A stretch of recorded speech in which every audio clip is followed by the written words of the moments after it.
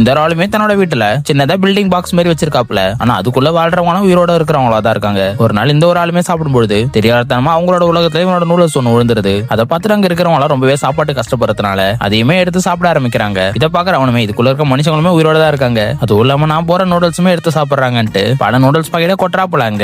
அதை பாக்குற ராணிமே அதை எடுத்து எல்லாருமே பகிர்ந்து கொடுக்குறாங்க. அப்ப அவங்க பக்கத்து நாட்டுக்கும் இவங்களுக்குமான சண்டை நடக்குது. அதை பாக்குற அந்த ஒரு மனுஷனுமே அந்த ராணிக்கு ஹெல்ப் பண்ண ட்ரை பண்றான். வானத்துல இருந்து நெருப்பு கக்கிற மாதிரி அவங்களை பயமுறுத்தி அங்க இருந்து அனுப்பி விட்டுறான். அதுக்கப்புறம் 2 ஊசி பட்டாசு எடுத்து போடுறான். அதுவுமே அவங்களுக்கு மிகப்பெரிய வெடிகுண்டா தெரியுது. அதுக்கப்புறம் அங்க இருக்க எல்லாருமே தப்பிச்சு போயிடுறாங்க. இதனால கடுப்பான எதிர்நாட்டு இளவரசருமே ஒரு பொண்ணு அனுப்பி விஷம் நிறைஞ்ச பூச்சிகளை பரப்பி அவங்களை அழிக்க அனுப்புறாங்க. இது தெரிஞ்ச அந்த ஒரு ஆளுமே பூச்சிகளை கொல்ற இட் மருந்த வச்சு அது எல்லாத்தையுமே கொண்டுறான். அதுக்கப்புறம் இவனுமே இவனோட ஆளுமே வீட்டுல இருக்கையில தெரியாதனமா ஒரு கற்பம் பச்சு தன்னோட ஆள் மேல விழ அதையுமே தட்டி விட்டு அது அந்த உலகத்துக்குள்ள விழுந்துருது. அங்க இருக்க அவங்களுக்குமே அது மிகப்பெரிய மான்ஸ்டருமே தெரியுது. உடனே இவனுமே ஹிட் அடிச்சு அதையுமே கொண்டுறான். அதுக்கப்புறமா வேற ஒரு அரசர் வந்து இந்த ராஜு எனக்கு தான் வேணும், பெண்கள்லாம் ஆட்சி பண்ணக்கூடாதுன்னு சொல்றான். அதனால இவனுமே மிலிட்டரி ஷிப்பான ரிமோட் கார அனுப்பி அவங்களையுமே பயமுறுத்துறான். அந்த ஒரு ராஜாவுமே எவ்வளவு பெரிய வாகனம் ராணி கிட்ட இருக்கான்னு பயந்து இவங்களை எப்படியும் அழிக்க முடியாதுன்ட்டு அங்கிருந்து ஓடி போயிடுறான். இதுக்கப்புறம் இங்க இருக்க ராணியுமே நம்மளுக்கு வானத்துல இருக்க ஏதோ ஒரு கடவுள் தான் உதவி பண்றாங்கன்னு நினைச்சுக்கிட்டு அந்த கடவுளுக்கு நிறைய தங்கம் வைடூரியம் சொல்லிட்டு ரிச்சுவல் மூலமா அது எல்லாத்தையுமே அனுப்புறாங்க. அது எல்லாமே நிஜ உலகத்துல இவங்கிட்ட வந்து சேர்ந்துருது.